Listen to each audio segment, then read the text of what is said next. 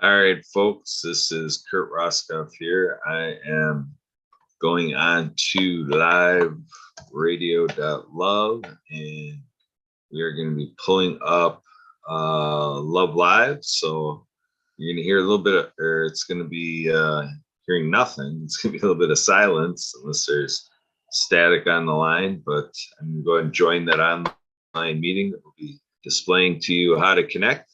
But I'm going to connect now, and you should be hearing the program momentarily. Should just take me about 20 seconds. Here we go. Enjoy.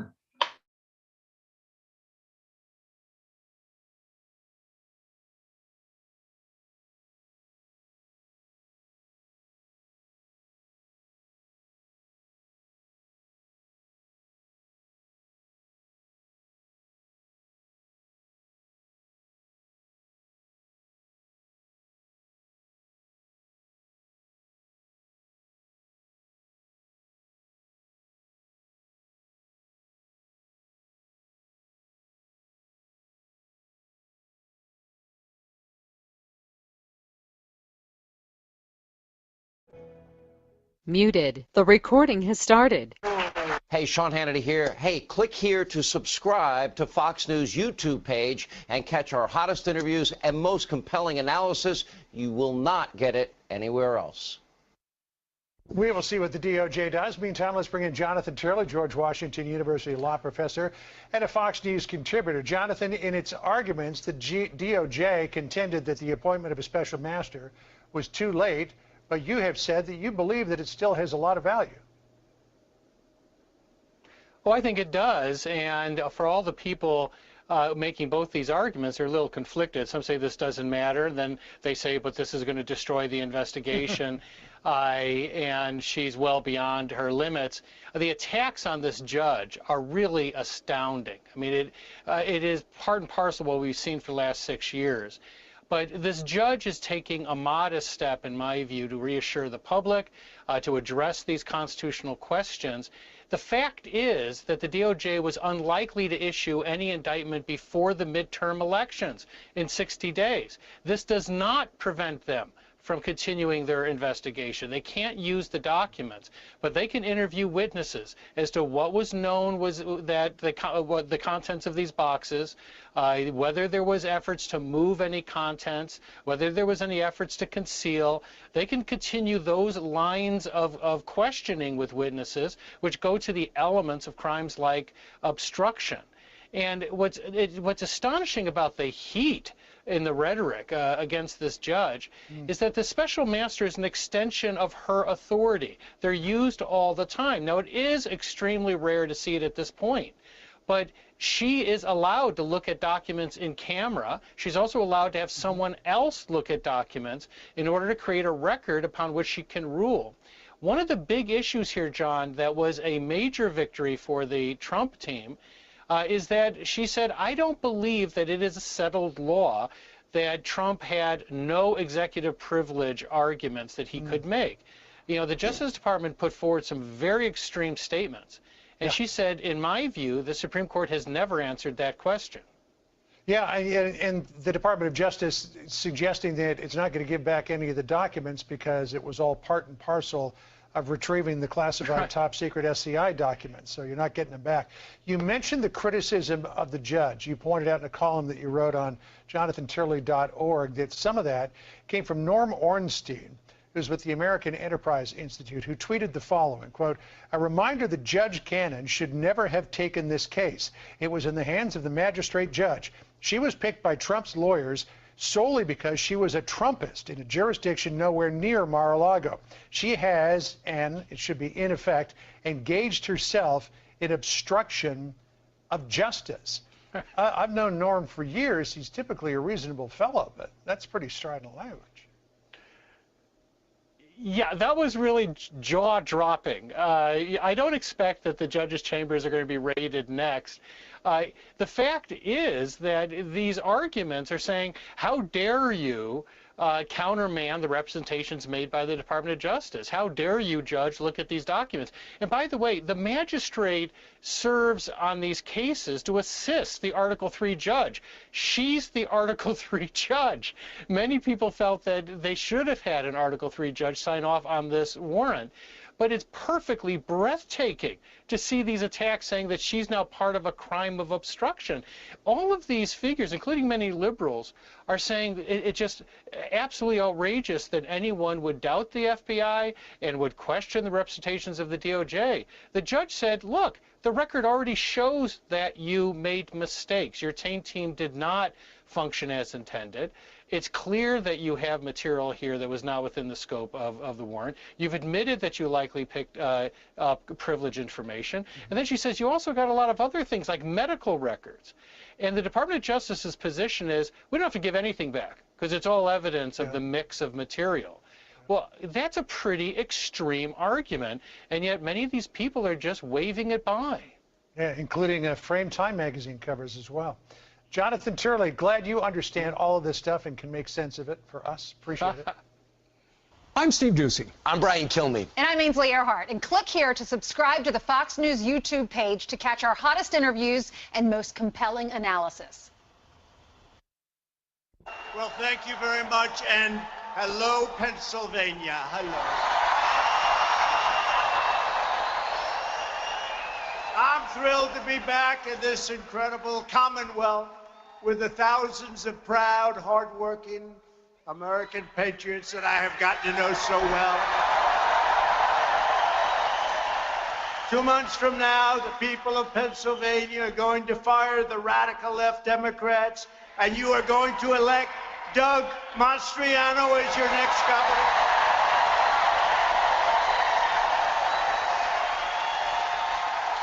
And you are going to send my friend Oz. He is a great guy. To the U.S. Senate, you're going to elect an amazing slate of true America First Republicans to Congress, and we are going to end the Nancy Pelosi political career, the Biden political career. We're going to end it. Our country's going to hell. Our country is going to hell.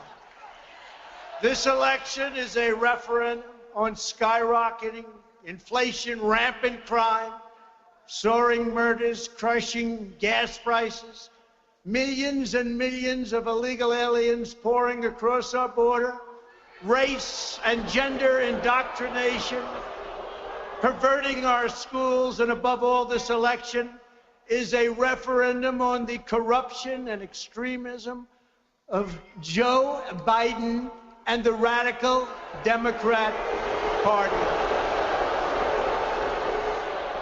If you want to stop this destruction of America, you must vote Republican. You got to get out and vote.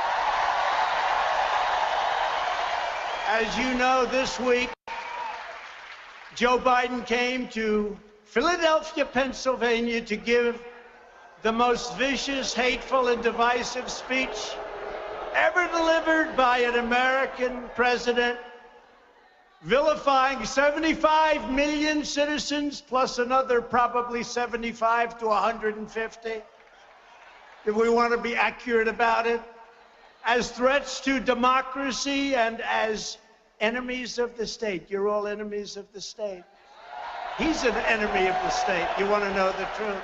The enemy of the state is him and the group that control him, which is circling around him. Do this, do that, Joe. You're going to do this, Joe, right? I think Philadelphia was a great choice to make this speech of hatred and anger.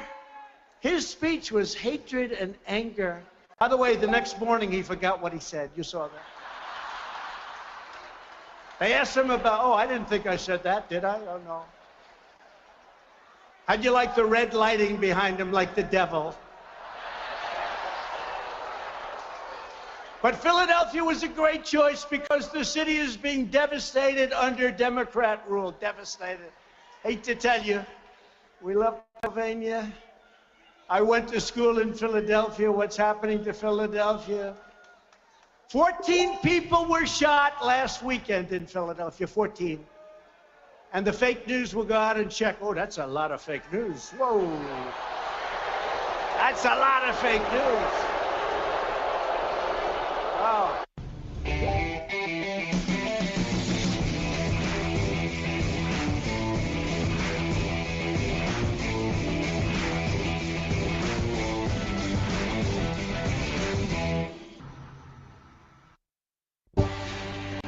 President Biden giving a fiery address to the nation, saying the real threat to democracy comes from MAGA Republicans.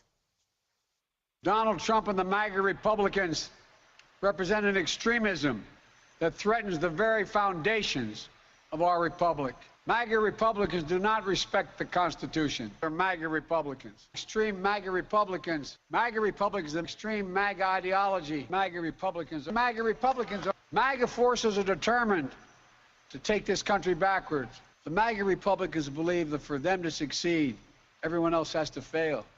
MAGA Republicans look at America and see carnage and darkness and despair. The White House insists the address was not political, and critics are blasting the president over the tone, calling it dark and divisive. And it wasn't just the words, some noting the blood-red backdrop and the optics of having two Marines flanking the president. Republicans have been tearing into Biden's speech. The strange and wildly inappropriate setting, the unusual, weird red lighting, most worrisome having Marines standing behind him in which he's engaging in political attacks on 74 million Americans. An assault on the soul of America. The political speech, it was a divisive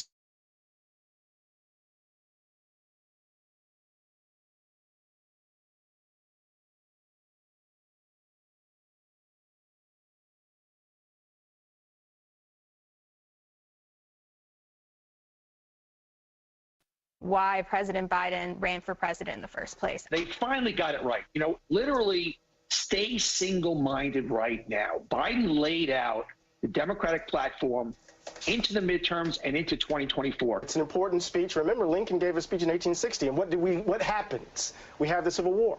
We have folks who reject the basic premise. What was more pro-USA than this speech? And I think this is exactly what what Democratic voters wanted to hear.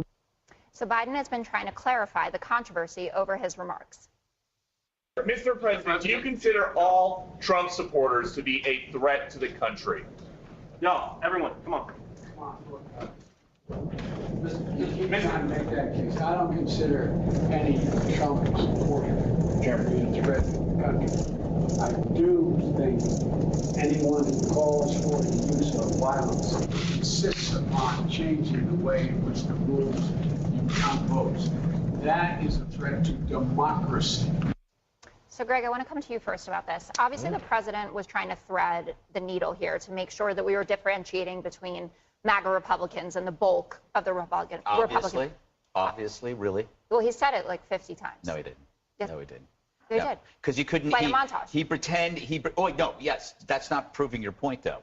What he did was he took an amorphous group of people in which he cannot name, decides that it's a huge threat, and then changes his mind and says it's a small threat. And then he says, but it's still a threat, so come join me. And if you don't join me, you're a Nazi. The first thing you got to understand about this is you got to have fun with this. This is hilarious. You can't be like the media and you can't be like the Democrats when every time Donald Trump spoke or was at a rally or the inauguration, their hair was on fire, right? And Trump supporters would be attacked. This is what the media wants you to do right now. This is what Joe Biden wants you to do right now. They're trying to goad you into an emotional state for violence. That's what they actually want. This was one of the funniest. This looked like it was put on by South Park.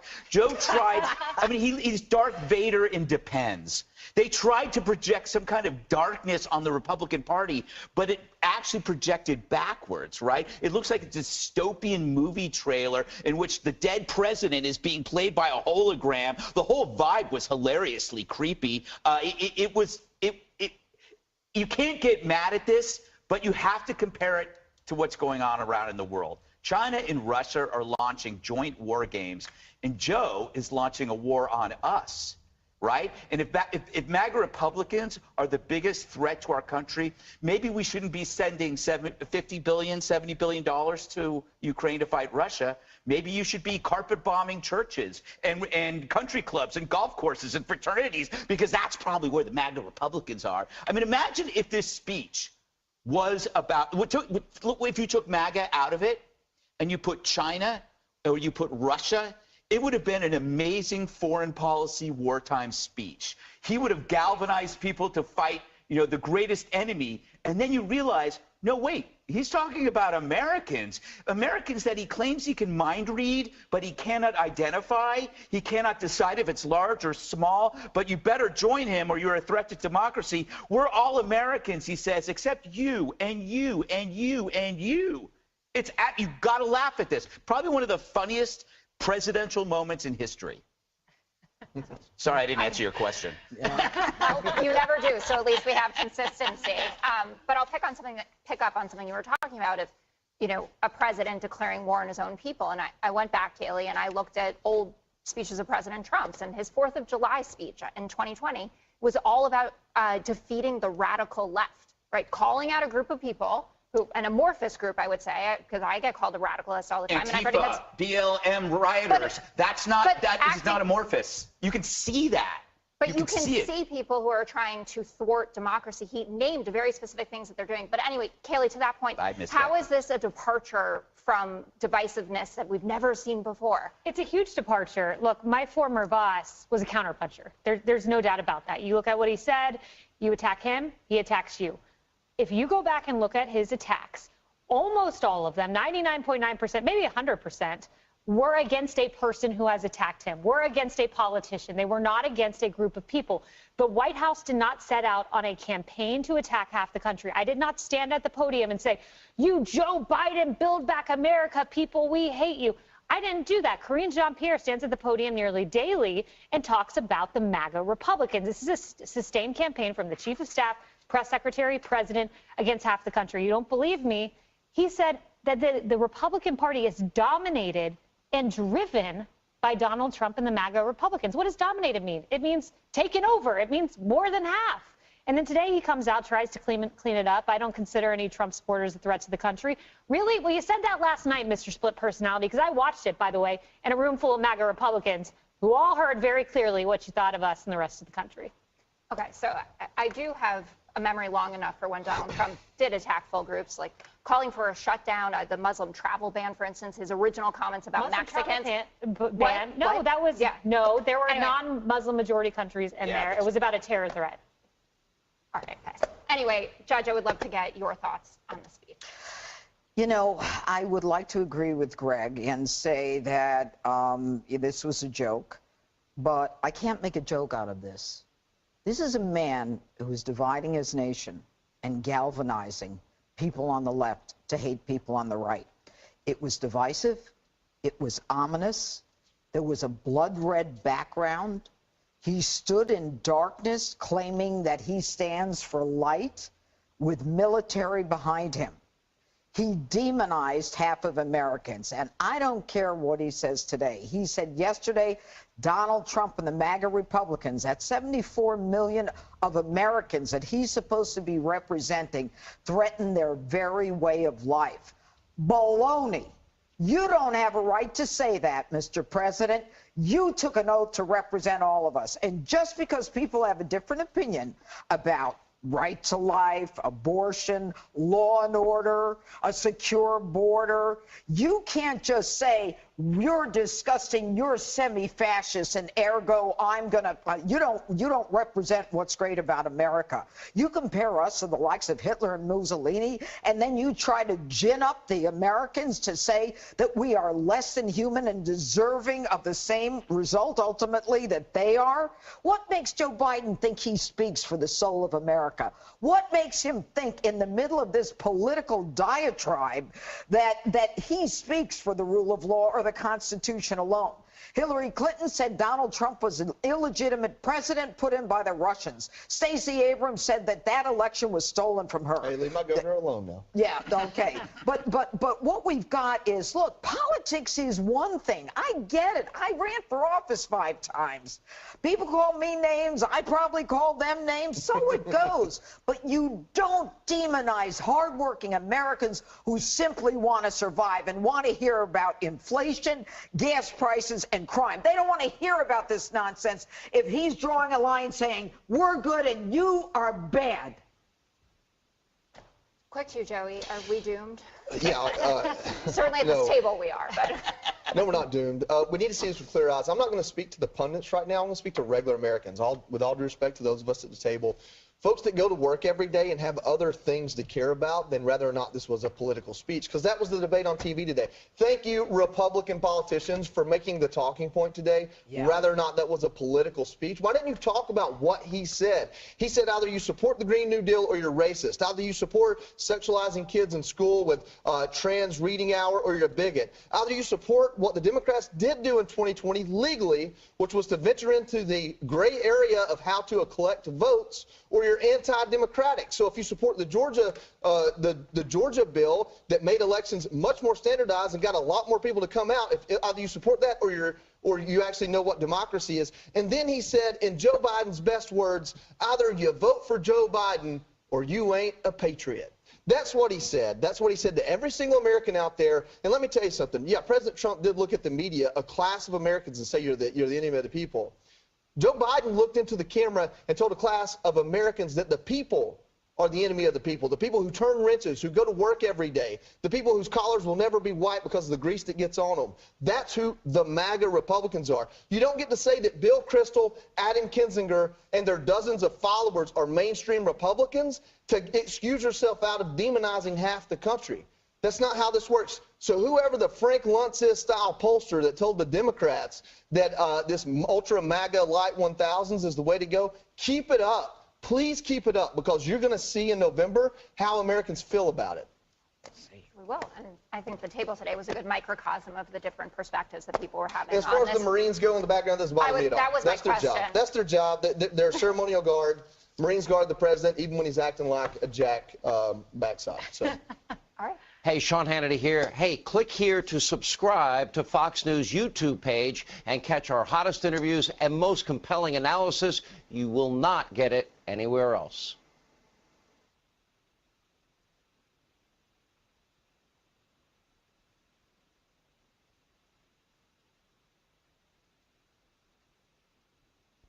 Throughout her life, Her Majesty the Queen, my beloved mother, was an inspiration, an example to me and to all my family.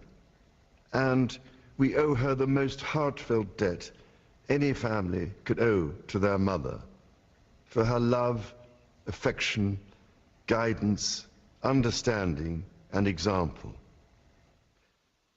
Queen Elizabeth was a life well lived, a promise with destiny kept, and she is mourned most deeply in her passing. That promise of lifelong service I renew to you all today. Alongside the personal grief that all my family are feeling, we also share with so many of you in the United Kingdom, in all the countries where the Queen was head of state, in the Commonwealth and across the world, a deep sense of gratitude for the more than 70 years in which my mother, as Queen, served the people of so many nations. In 1947, on her 21st birthday, she pledged in a broadcast from Cape Town to the Commonwealth to devote her life, whether it be short or long, to the service of her peoples. That was more than a promise. It was a profound personal commitment which defined her whole life. She made sacrifices for duty. Her dedication and devotion as sovereign never wavered through times of change and progress, through times of joy and celebration, and through times of sadness and loss. In her life of service, we saw that abiding love of tradition, together with that fearless embrace of progress, which makes us great as nations. The affection, admiration, and respect she inspired became the hallmark of her reign. And as every member of my family can testify, she combined these qualities with warmth, humor, and an unerring ability always to see the best in people. I pay tribute to my mother's memory, and I honor her life of service. I know that her death brings great sadness to so many of you, and I share that sense of loss beyond measure with you all. When the Queen came to the throne, Britain and the world were still coping with the privations and aftermath of the Second World War, and still living by the conventions of earlier times. In the course of the last 70 years, we have seen our society become one of many cultures and many faiths. The institutions of the state have changed in turn. But through all changes and challenges, our nation and the wider family of realms, of whose talents, traditions, and achievements I am so inexpressibly proud, have prospered and flourished. Our values have remained, and must remain, constant.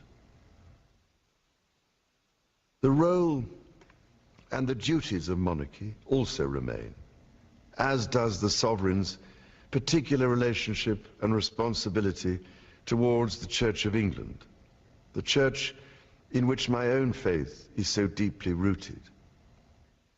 In that faith and the values it inspires, I have been brought up to cherish a sense of duty to others, and to hold in the greatest respect the precious traditions, freedoms, and responsibilities of our unique history and our system of parliamentary government. As the Queen herself did with such unswerving devotion, I too now solemnly pledge myself, throughout the remaining time God grants me, to uphold the constitutional principles at the heart of our nation. And wherever you may live in the United Kingdom, or in the realms and territories across the world, and whatever may be your background or beliefs, I shall endeavor to serve you with loyalty, respect, and love, as I have throughout my life. My life will, of course, change as I take up my new responsibilities. It will no longer be possible for me to give so much of my time and energies to the charities and issues for which I care so deeply. But I know this important work will go on in the trusted hands of others. This is also a time of change for my family. I count on the loving help of my darling wife, Camilla. In recognition of her own loyal public service since our marriage 17 years ago, she becomes my Queen Consort. I know she will bring to the demands of her new role the steadfast devotion to duty on which I have come to rely so much.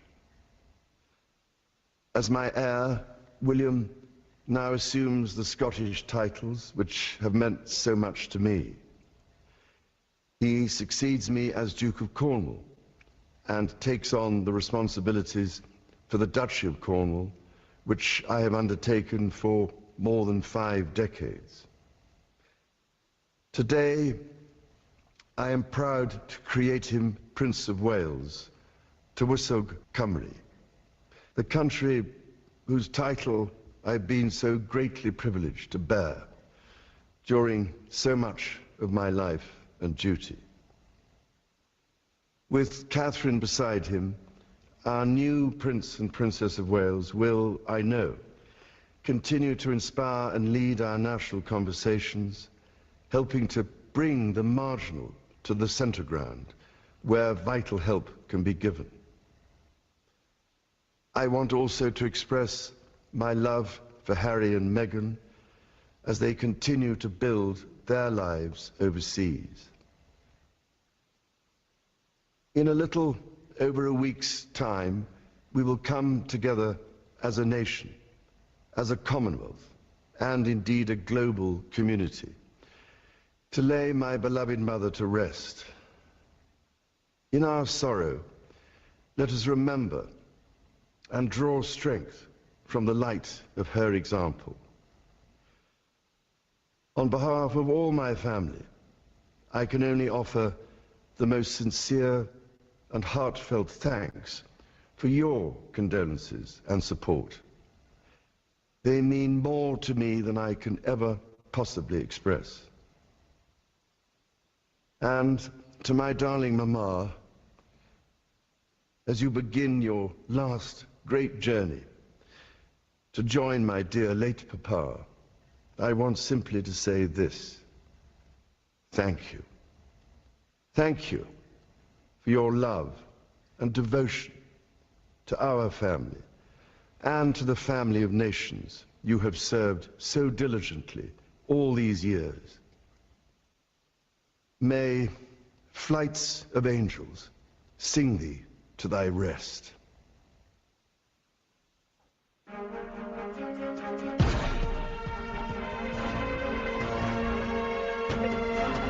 Let's tell them.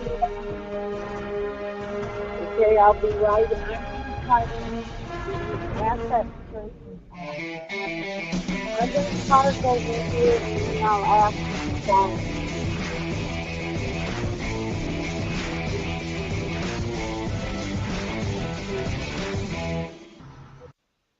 King Charles was born right here inside Buckingham Palace. When he was 3 years old, he became the heir apparent to the throne and would go on to become one of the hardest working and most visible royals. CBS's Mark Phillips has more now on the new king and the challenges he faces. Your Majesty, Mummy. The then Prince Charles at the celebration of the 70th anniversary of his mother's reign. Charles may have been a king in training for more than 7 decades, but he still divides opinion on what sort of king he will be. I think he'd be a very good king. The monarchy is going to be a very hard act to follow. Charles comes to the throne laden with baggage, personal and historic. Personally, he's an eccentric character with aristocratic habits and well-known opinions.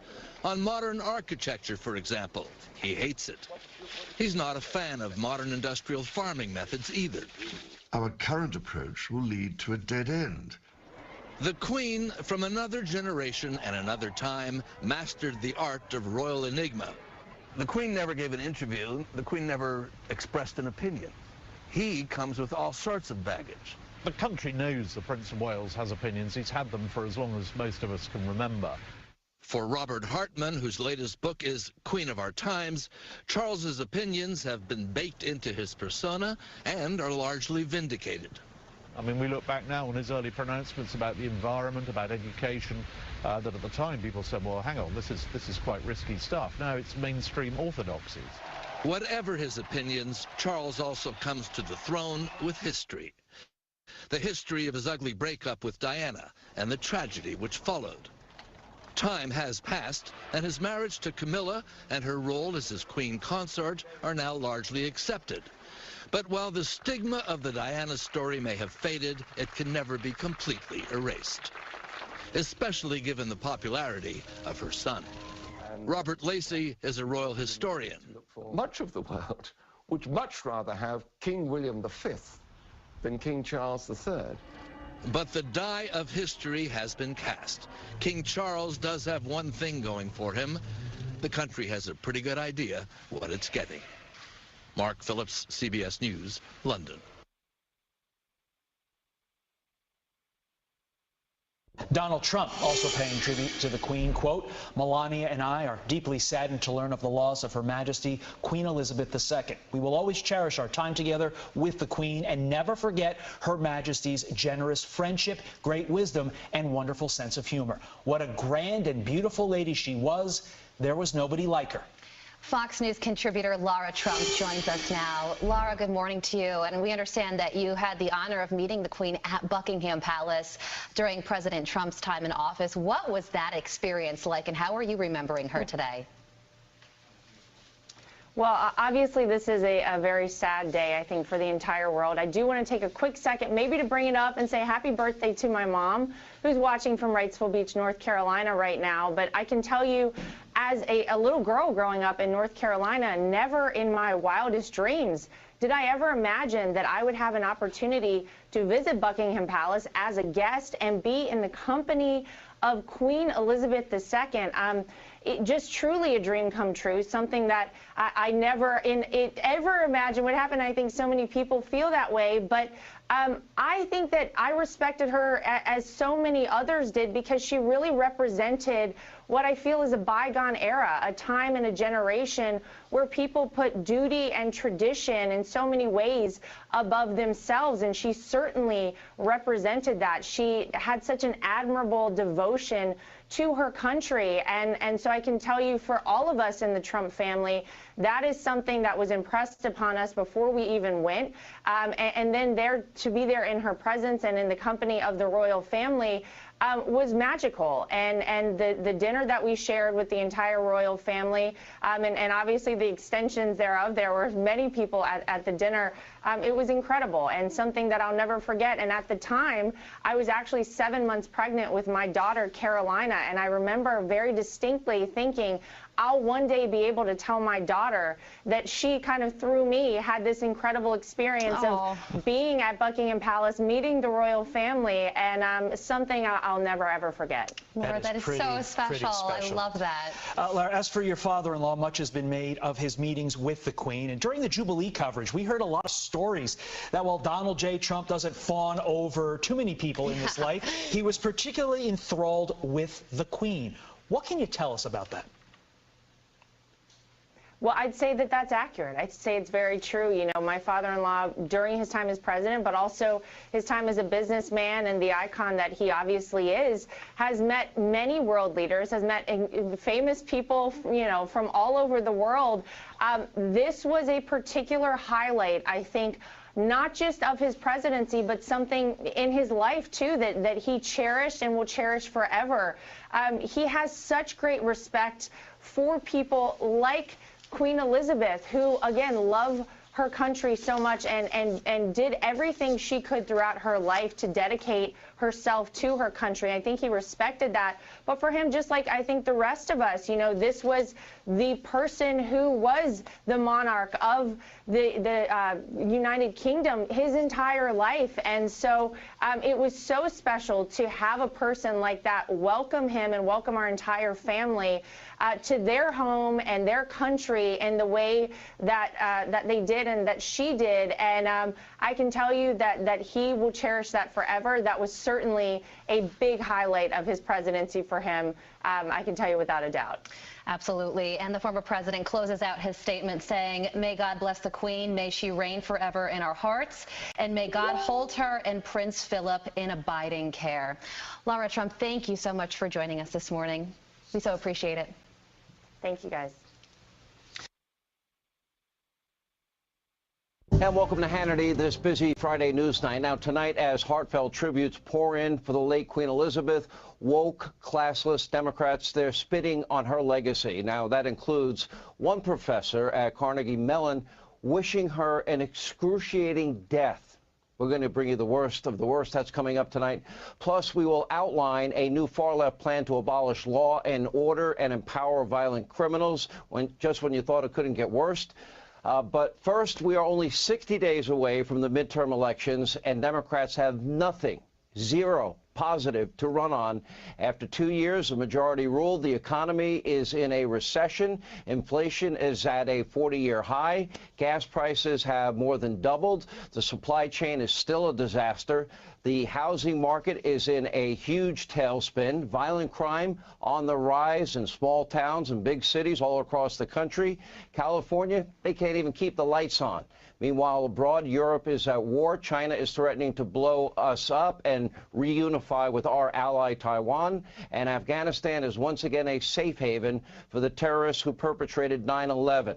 Now, naturally, according to Joe Biden and his fellow Democrats, MAGA Republicans are the greatest threat to America. That's their primary campaign message. Take a look. We got a little help from Republicans, but not a lot, but enough to get it passed. But the truth is, there are a lot more Republicans taking credit for that bill than we actually voted for it. I see them out there, and now we're going to build this new bridge here. We're all for it. And by the way, this new road, and we're going to have an internet that's going to be all the way. I love them, man. They ain't got no shame. They don't have any shame. Republicans have awakened a powerful force in this nation. Women. W-O-W. No, I'm not joking. I'm not joking.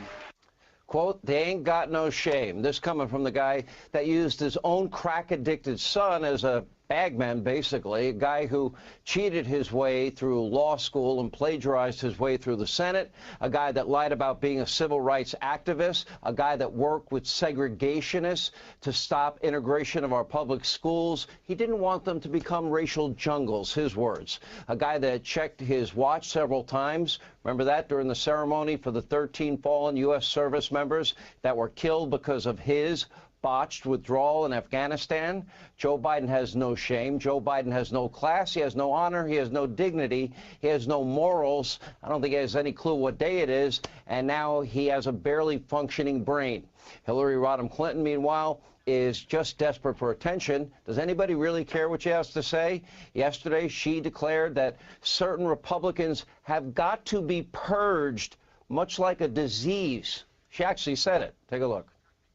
For reasons that are really hard to fully understand.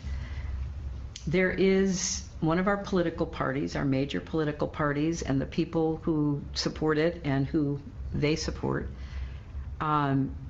seemingly at odds with democracy. At the best thing that could happen for the country, and frankly for what's left of the Republican Party, is to defeat as many candidates that they have running now at all levels, national, state, and local, and force them to purge their party of the disease that has unfortunately spread.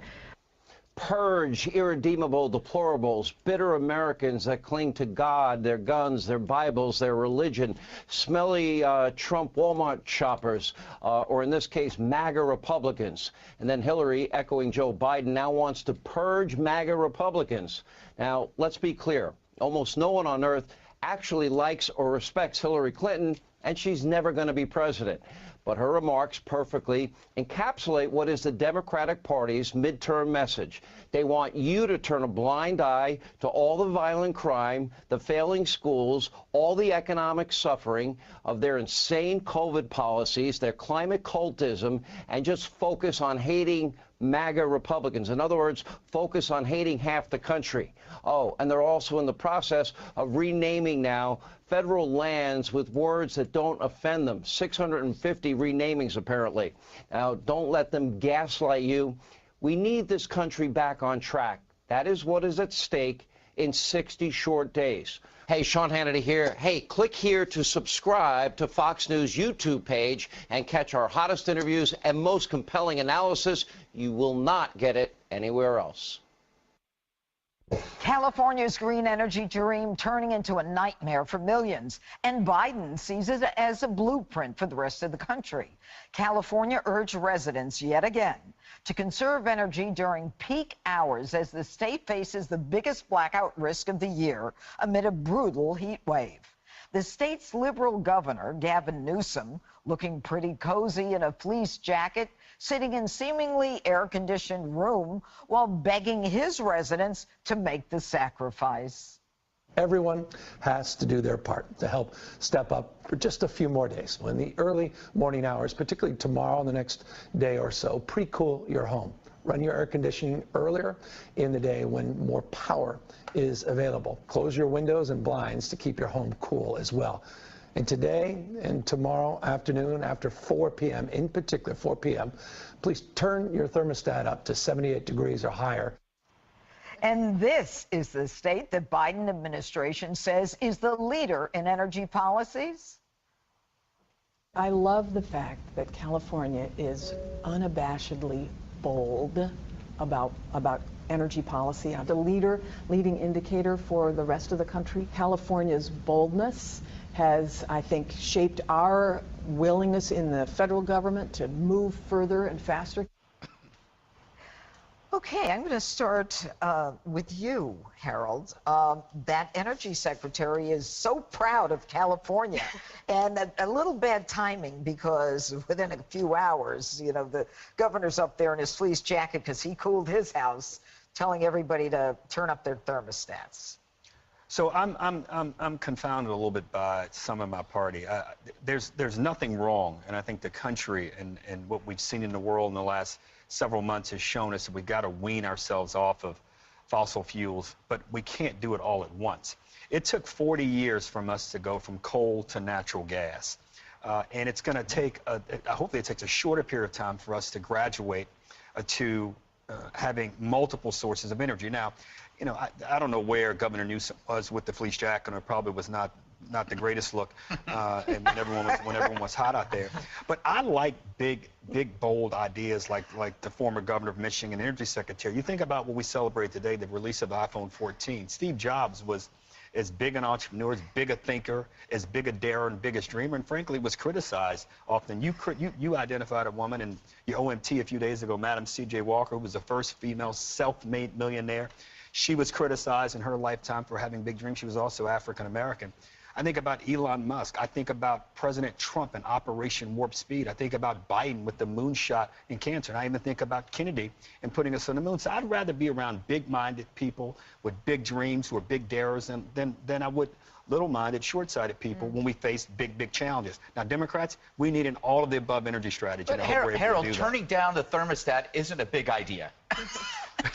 Well, then let me go to you, Greg. I mean, the truth is that what you have to have is a transition. Yes. And, you know, the big idea is great, except you don't want to punish people along the way. I would agree. So go ahead, Greg. Well, okay, California is literally in a bad state, right? But how did it happen? That's the thing. And I have to look at this because my opinions have been shifting. It's not climate change that has done this. It's the climate change activists that poisoned the dialogue with hysteria for 30, 40, maybe 50 years. I mean, imagine if instead of crying wolf, they were talking wolf, right? It might have actually, if you remove the constant hyperbole, somebody like me would have actually been on your side. But I became so cynical and distrustful and alienated by these people that were constantly fear-mongering. I didn't trust them at all. And then I saw that the fear-mongering was becoming like a cash cow. You could see it in the media. There were all these specials about it. Everybody's talking about it. If you want to get a good magazine portrait or interview on you, talk about the environment. It's suddenly everybody was talking about climate because it was good for their pocketbook, and that made me think it was even more suspicious. So all of this has had terrible consequences. One, it falsely smeared clean alternatives like nuclear power. It's taken decades for nuclear power to climb back on its feet, and it all was due to hyperbole. And then you have people like me who could not take the shrieking psycho brats, you know, like Greta Thunberg screaming at me. You know, she probably did more to undermine the green movement than Monsanto, because you can't take it seriously when you have a woman or a girl going, "How dare you? How dare you? Well, how dare you?" Yeah, crazy lady. Dana, when California passed a law saying that you couldn't buy any gas-powered cars after 2035, Virginia says, hey, we're tied into this ridiculous legislation, and they're trying to wean their way out of that. How do you think that happened, and like, where do they go? Well, it's really interesting. Several state legislatures decided to do what California did, and this is part of the way that the Democrats were figuring out a way to get a federal law, basically, that they couldn't pass in the Congress. So they're like, well, if California does it, and then if we hitch our wagons to them and we make it mandatory that you have to stay with them, then we'll be on the hook for it as well. So that it was clever, but it also is going to come back to bite them. How does California think it's going to go when electric cars go from 15% today to 100%, and they're not building any new electricity? This doesn't, or building any more energy capacity. In addition, they just passed $300 billion of aid to green energy companies.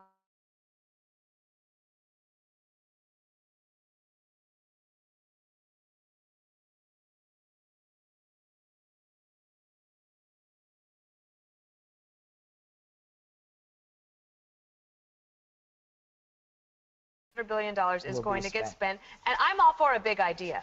I don't know if you're going to get one from here. In the meantime, also I point out in Europe, they're about to have a very dark and cold winter because they've had terrible policies that have led them to this moment. We're going to have a geopolitical crisis on our hands. We're probably going to have to figure out a way to go out there and do even more to help them. But our liquid natural gas, it's great, but we have not kept up with the infrastructure, and Europe is going to need it. Wouldn't you rather buy liquid natural gas from the United States and have to rely on Putin? I mean, obviously, this is a huge, huge problem, and California is a warning for all of the rest of us. You know, Jesse, just as Dana said, I mean, California has also shuttered a whole bunch of gas-powered plants. So they're making it even worse for themselves. And the electric grid that's right on the edge right now doesn't even have the number of electric cars that's going to be on there. So yeah, it's a fragile grid. Pretend California is my body. No. I need a well-balanced diet away from to fuel my body. I need greens, I need fruits, I need protein, I need grains, Where's I need San dairy. Francisco? Okay? You don't all of a sudden just give your body greens. You know, as much as we want to eat cheese and bread, you don't just give your body cheese and bread. You need a well-balanced energy diet, just like you do this one. It's a fad. 100% green is a fad. It can't happen. And that's why they're saying we're going to get rid of natural gas and coal and nukes. And then they keep pushing back the deadline because it doesn't make any sense. You know what they're doing in LA and some of the poorer neighborhoods to power their homes? They're burning kerosene.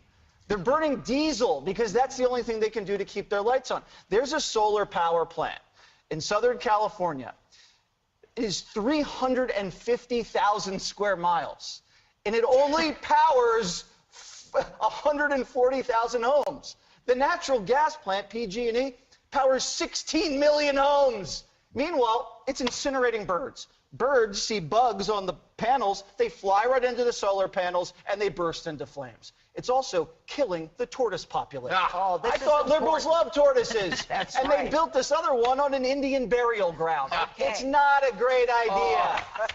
The Brady Bunch said that was wrong. You don't do anything on Indian burial grounds. Never. Okay, It's cursed. never. Hey, Sean Hannity here. Hey, click here to subscribe to Fox News YouTube page and catch our hottest interviews and most compelling analysis. You will not get it anywhere else.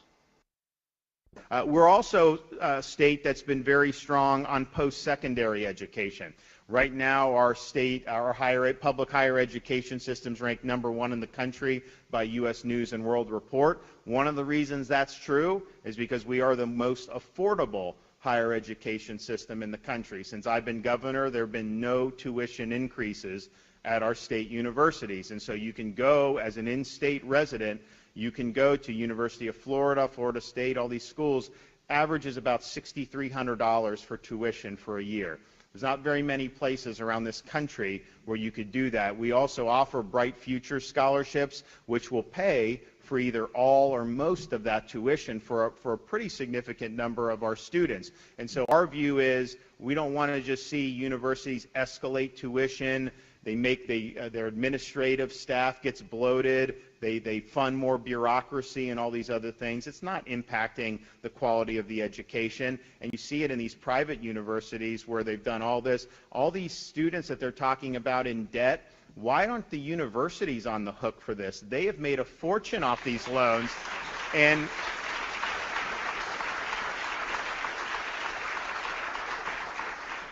And, you know, Biden has this proposal, which is not constitutional because he's unilaterally putting almost $1 trillion of liability on taxpayers without congressional authorization. But if you think about it, there's no reform to higher education at all offered this. It's just basically like, hey, if you have debt, taxpayer will pick it up. I think it's $6,000 per taxpayer is what the liability would be. Those who work to pay their loans off, well, you're not going to get a mulligan on that. You're just going to have done it. So the colleges, they raise tuition. They have the loans that people can take out more and more. And if you're producing students going $100,000+ in debt and they can't find gainful employment to be able to pay those debts off, then you are doing something wrong and you should be held accountable.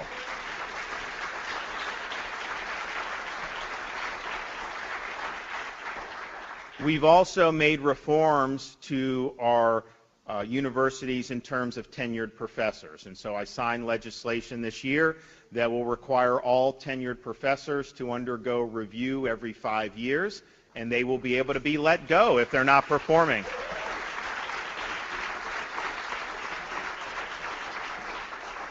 And while we're proud of our universities and we're proud that it's affordable, we've also been very clear since I've been governor that a 4-year degree from a traditional university is not the only way you can succeed in life.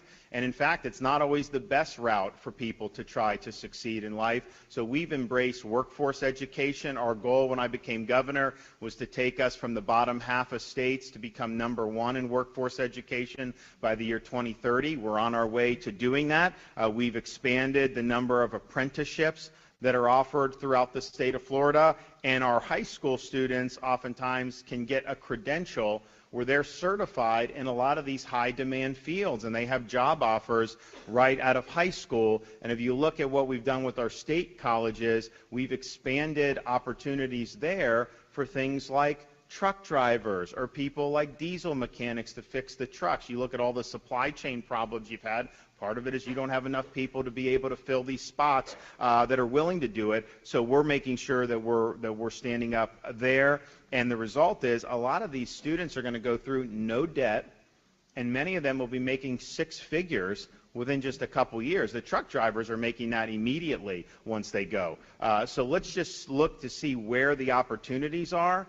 And you're not any worse than anybody else because you didn't get a 4-year degree. In fact, think of all the people that had 4-year degree in zombie studies with $100,000 in debt, and then they end up in a job they could have at a high school. You look at, compare someone that goes into electrical, they're making 75, 80 grand, then they're making 100 grand, then they start their own business in their mid-20s and they start making, really significant income. Those are good pathways. And we're not telling you have to do one or the other, but what we don't want to do is try to shoehorn every single student that comes through our school system into traditional 4-year universities. They need to know there's a variety of paths you can do and find what's best for you and then pursue your dreams. And what we'll actually have is we'll have high school students that are pursuing both. They will take AP courses, but then they'll also get a certification in welding so they can see and enjoy those opportunities.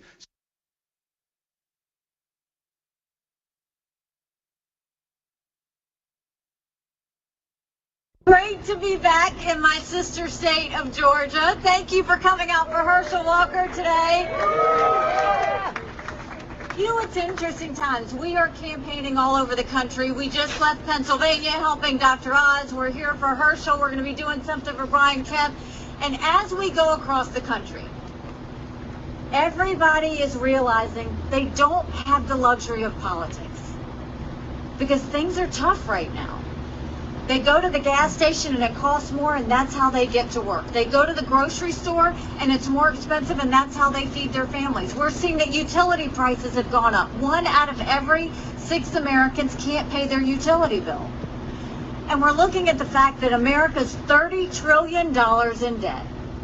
We're having to borrow money just to make our interest payments. And what's happening in Washington?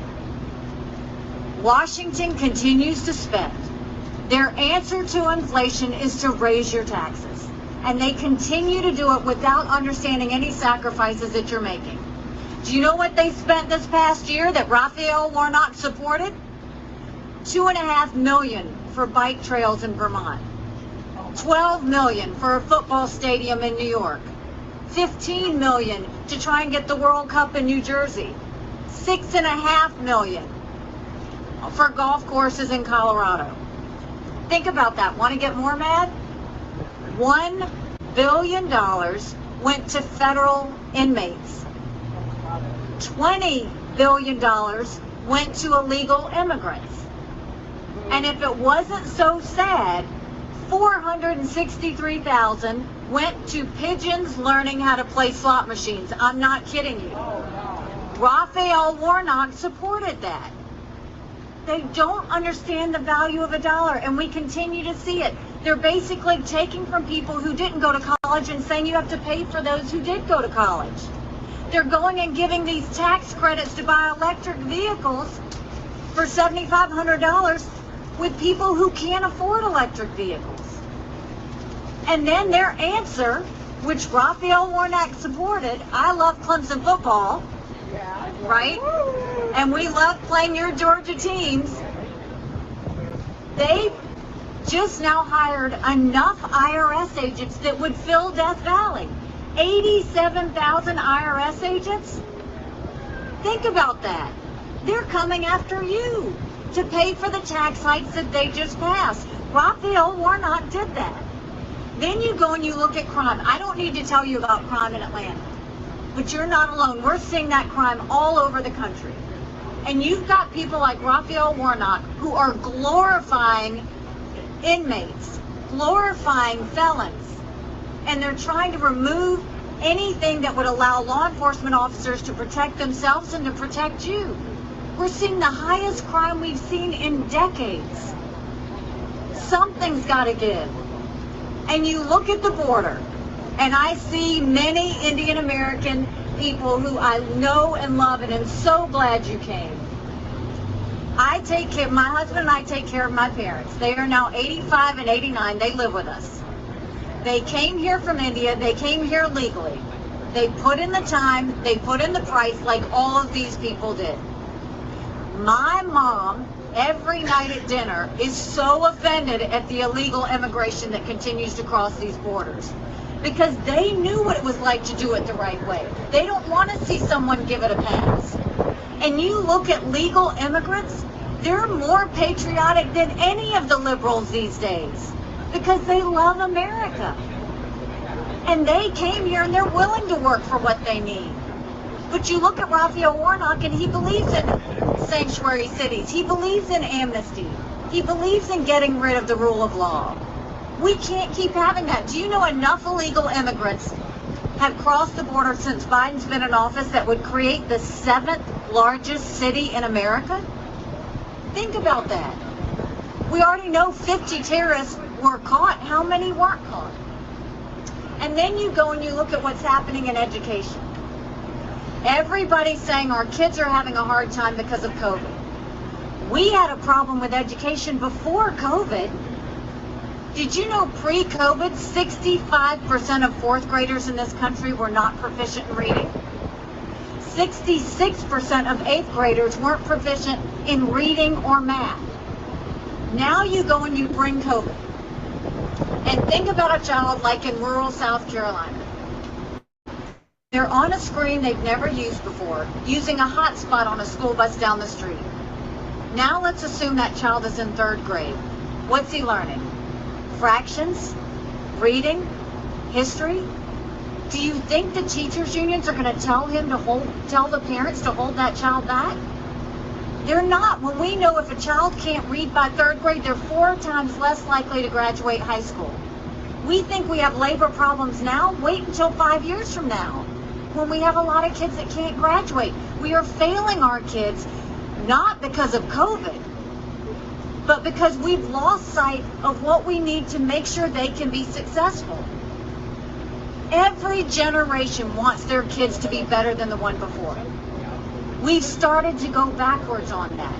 But what's happened? You've got Raphael Warnock, who has supported mandates, supported closing schools, and doesn't want to go anywhere against the unions and actually support the teachers trying to do the good jobs out there. That's the problems that we continue to see. And then we've got foreign policy disasters. No one usually pays attention to foreign policy, but right now everybody can tell we've got different threats throughout the world. And let me tell you, we would never have a war in Ukraine if we would not have had that blunder in Afghanistan. I'm the wife of a combat veteran. Let me tell you, the idea that we left Bagram Air Force Base in the middle of the night without telling our allies who stood shoulder to shoulder with us for decades because we asked them to be there. Think about what that told our friends.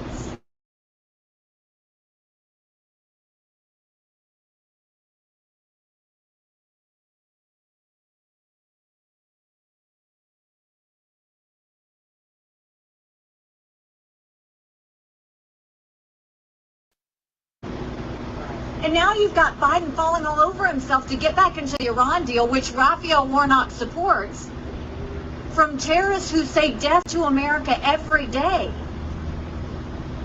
And then because we're not allowed in the negotiating room, do you know who the lead negotiator for us is? Russia. We're counting on one enemy to negotiate with another enemy for us? Raphael Warnock supports that. But of all the threats we have, the biggest threat I see facing America is what's happening within. This national self-loathing, this idea that America's bad, this idea that America's racist. Let me tell you, my parents came here from India with $8 in their pocket, the same story that so many of you have. They worked hard. They put in all the effort so that their children could have a better life. And their daughter became the first minority governor in America. America is not a racist country. America's a country where I saw and talked to the ambassadors at the UN, and they loved the fact that we had freedom of speech, freedom of religion, freedom to do and be anything we wanted to be without government getting in the way. You've got a distinct difference in Herschel Walker and Raphael Warnock. But I want to say first that especially to the Indian American community that came out, one, it warms my heart that you came.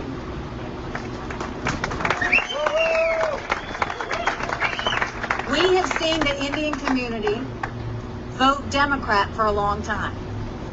Not because they're Democrats. My parents voted Democrat until Reagan. You know why? Because Republicans never talked to them. Herschel Walker wanted to talk to you.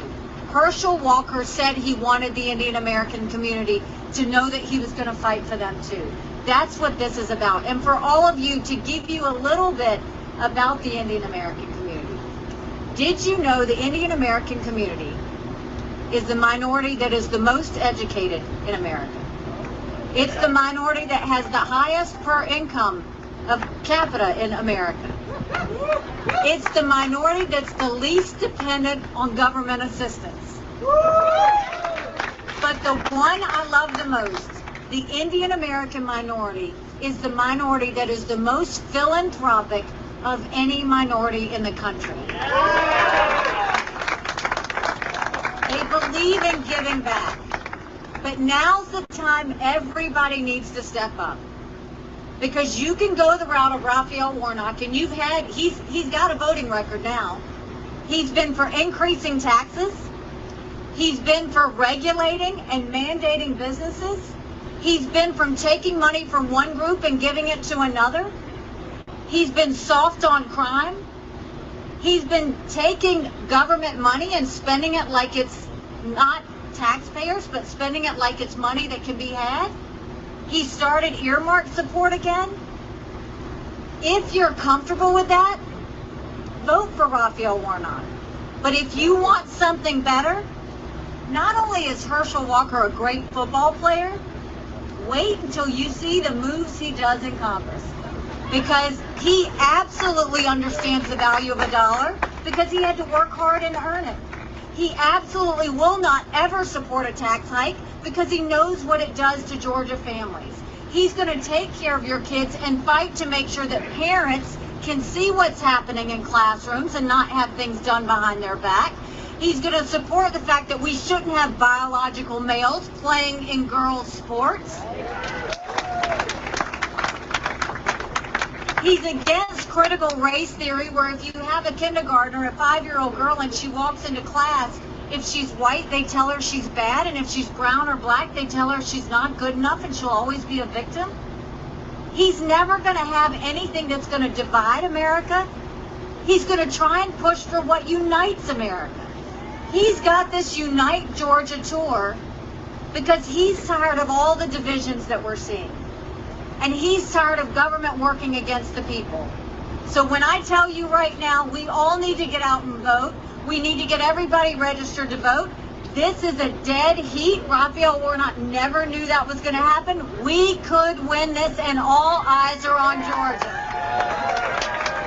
So if you want to win this, if you want a fighter, if you want a freedom fighter, a patriot, someone who will watch out for your money and watch out for your kids, you will go and elect a senator who will never stop having your back. Give it up for Herschel Walker.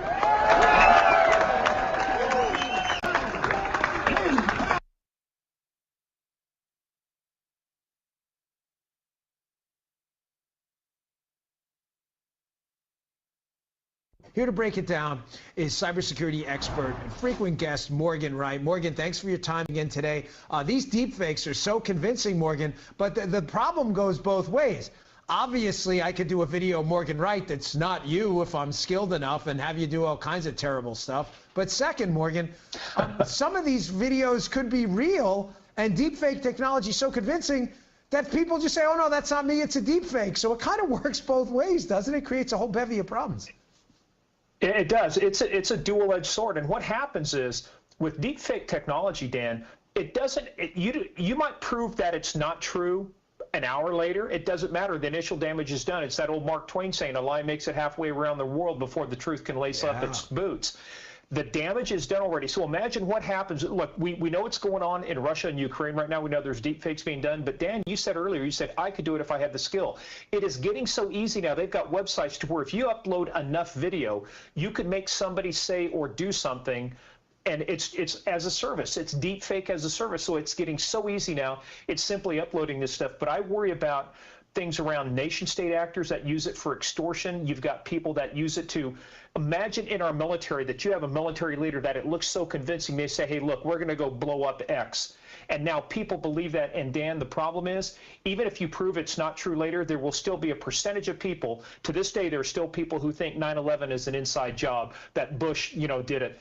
You will still have a certain percentage of people that even if you debunk it and disprove it, they'll believe the deep fake. Yeah, I was going to get to that. This is a real national security threat, isn't it? I mean, I can't even imagine in the Secret Service being sent a video you think is from a protectee, and it's in fact a deep fake video, giving you instructions you shouldn't have gotten. This is a real threat. Think about how tense things are with China and Taiwan and with Russia, Ukraine. Imagine a video comes out purporting to be Xi Jinping or Vladimir Putin where they say, look, we've had enough of this. We're dropping a nuke on you. Now, do you not reply to that? Do you not? You say, oh, that's just fake, and then something bad happens. So this is the problem with this. It's going to get so bad. It's going to get to the point, I think, Dan, that it will be tough to know, is it real or is it Memorex, that whole thing? Is it live? Or is it a deep fake? And we've got to come up with ways to show that this is authentic video. But yeah, to your point, I worry that things will be done from a national security, from a political standpoint, that as you get races that get tight and they get close, that a video purports to come out showing some dastardly thing an opponent has done. They don't have time to react to it because the damage of the deep fake is already done. Yeah, Morgan Wright, thanks for breaking it down for us. We appreciate it.